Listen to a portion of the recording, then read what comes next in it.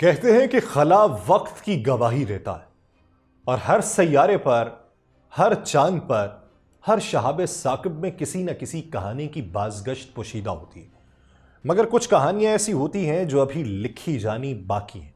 یہ کہانی بھی شاید انہی میں سے ایک ہے۔ یہ زمین جسے ہم اپنا گھر کہتے ہیں، یہ ہمیشہ سے تنہا نہیں رہی۔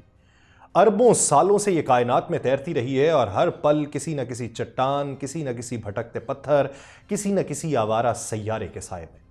کبھی لاکھوں سال پہلے ایک مہیب چٹان نے اس کے چہرے پر زخم لگایا، سمندروں کو آگ میں بدلا، آسمان کو دھوئیں میں چھپایا، اور وہ دنیا جس میں دیو ہیکل مخلوقات راج کرتی تھیں لمحوں میں راکھ بن گئی۔ وہ چٹان خلا کے اندھیرے سے آئی مگر اپنے پیچھے موت کی روشنی چھوڑ گئی۔ یہ پہلی بار نہیں تھا، یہ آخری بار بھی نہیں ہوگا، اور اب خلا کی تاریکی میں ایک اور آوارہ پتھر زمین کی طرف بڑھ رہا ہے۔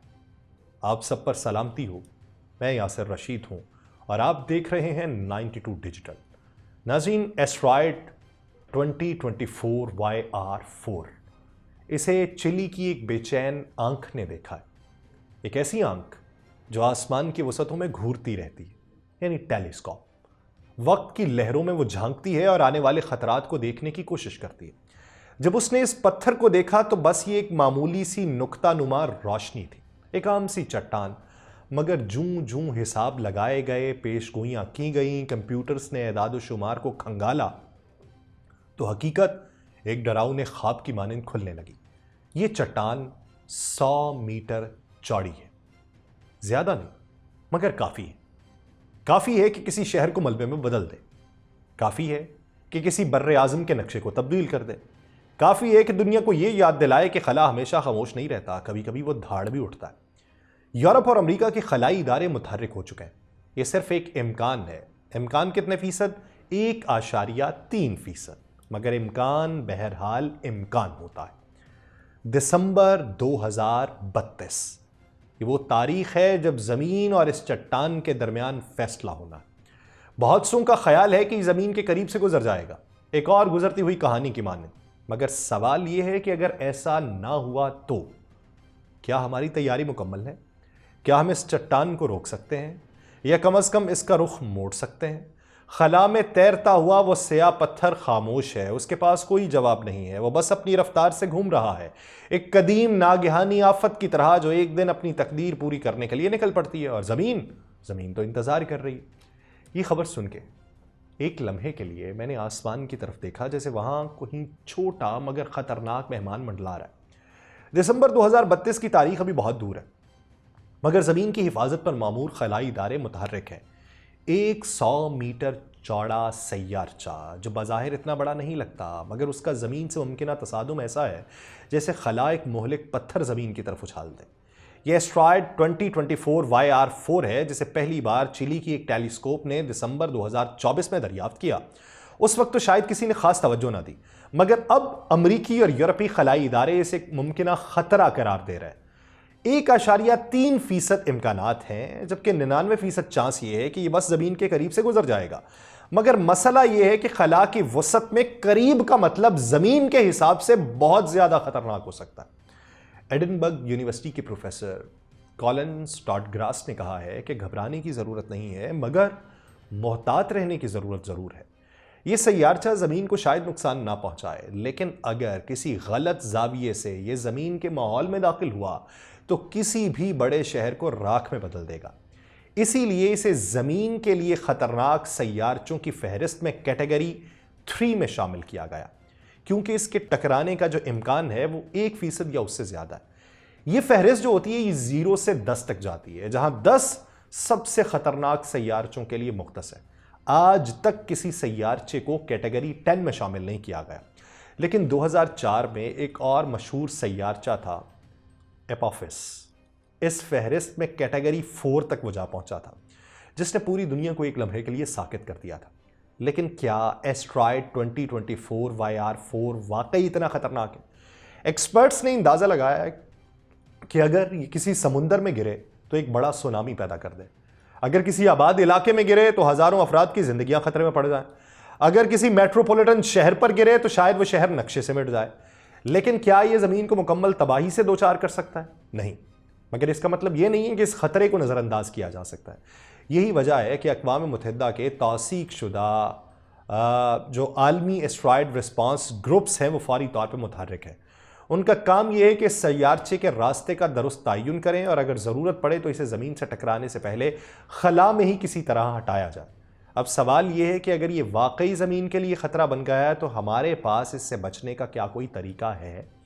ناسا اور یورپی خلائی ایجنسی سالوں سے ایسے ہی خطرات سے نمٹنے کے منصوبے بنا رہے ہیں۔ ایک آپشن تو مشن ڈارٹ جیسے حملے، جیسے کسی خلائی جہاز کو سیارچے سے ٹکرا کر اس کا راستہ بدلا جا سکتا ہے۔ دوسرا آپشن یہ ہے کہ سیارچے کے قریب کوئی نیوکلیئر دھماکہ کیا جائے تاکہ اس کی رفتار اور سمت تبدیل ہو جائے، لیکن سب صرف نظریاتی منصوبے ہیں اور حقیقت میں ان کی کامیابی کا کوئی یقینی ثبوت نہیں ہے۔ ایسے میں خیال یہ بھی ہے کہ اگر ہم اس سیارچے پر پہلے سے کوئی تحقیقاتی مشن بھیجیں تو ہم زیادہ بہتر تیاری کر سکتے ہیں، مگر یہ سب کچھ وقت اور پیسے کا کھیل ہے اور کسی بھی فیصلے میں تاخیر بہت مہنگی پڑ جائے گی۔ ابھی زمین پر کروڑوں لوگ اپنی زندگی کے روزمرہ معمولات میں ہیں، مگر کہیں دور خلا میں ایک چھوٹا سیارچہ خاموشی سے ہماری طرف بڑھ رہا ہے۔ کیا وہ ہمیں صرف قریب سے سلام کر کے گزر جائے گا یا ہماری زمین کی قسمت میں کوئی نیا موڑ لکھنے والا ہے؟ اس سوال کا جواب بھی اسی کی طرح خلا میں معلق ہے۔ خلا میں ہر چیز ایک مسلسل حرکت میں۔ کیسے حرکت میں؟ جیسے یہ ایک نہ ختم ہونے والا رقص ہو جو اربوں سال سے جاری ہے۔ سیارے، چاند، سیارچے اور ستارے سبھی ایک خاص ترتیب میں گردش کرتے ہیں، جیسے کوئی غیر مرئی قوت انہیں قابو میں رکھے ہو۔ اور بطور مسلمان ہمیں یہ معلوم ہے کہ وہ غیر مرئی قوت ہے کون؟ یعنی ہمارا خدا۔ اور سائنسی اعتبار سے یہ قوت کشش ثقل ہے، وہی جو زمین پر چیزوں کو گرانے کا باعث بنتی ہے، مگر خلا میں اس کا اثر وسیع تر اور پیچیدہ ہوتا ہے۔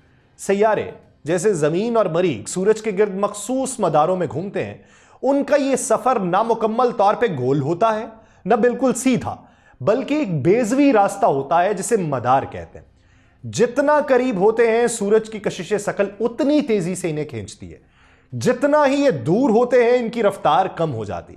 یہ وہی اصول ہے جو کسی پتھر کو رسی سے باندھ کر گھمانے پر دیکھا جا سکتا ہے۔ جتنا سختی سے کھینچ کے گھمائیں گے رفتار اتنی بڑھتی چلی جائے گی۔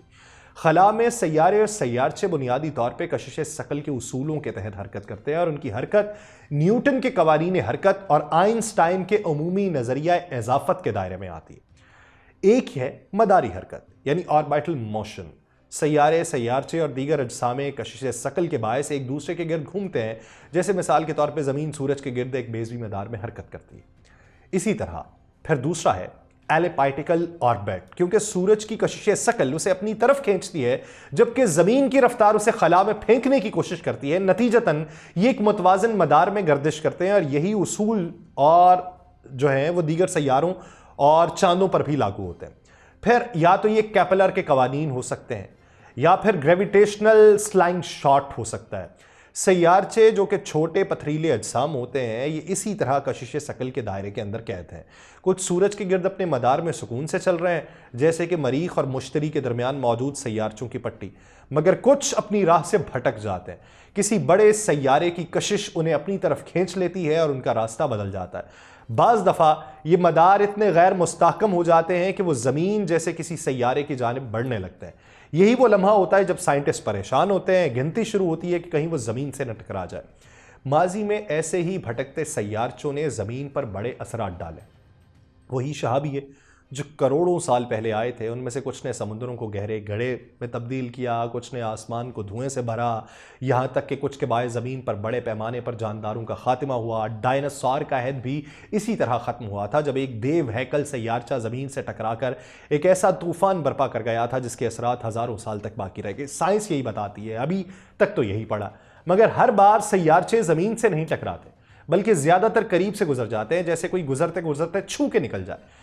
کچھ تو دوسرے بڑے اجسام جیسے مشتری کی زبردست کشش کی وجہ سے اپنے راستے سے ہی ہٹ جاتے ہیں۔ بعض اوقات جب ایک سیارچہ کسی بڑے سیارے کے قریب سے گزرتا ہے تو وہ اس کی رفتار کو بڑھا کر ایک نئی سمت میں دھکیل دیتا ہے، جیسے کسی گیند کو ہاتھ سے گھما کے پھینک دیا جائے۔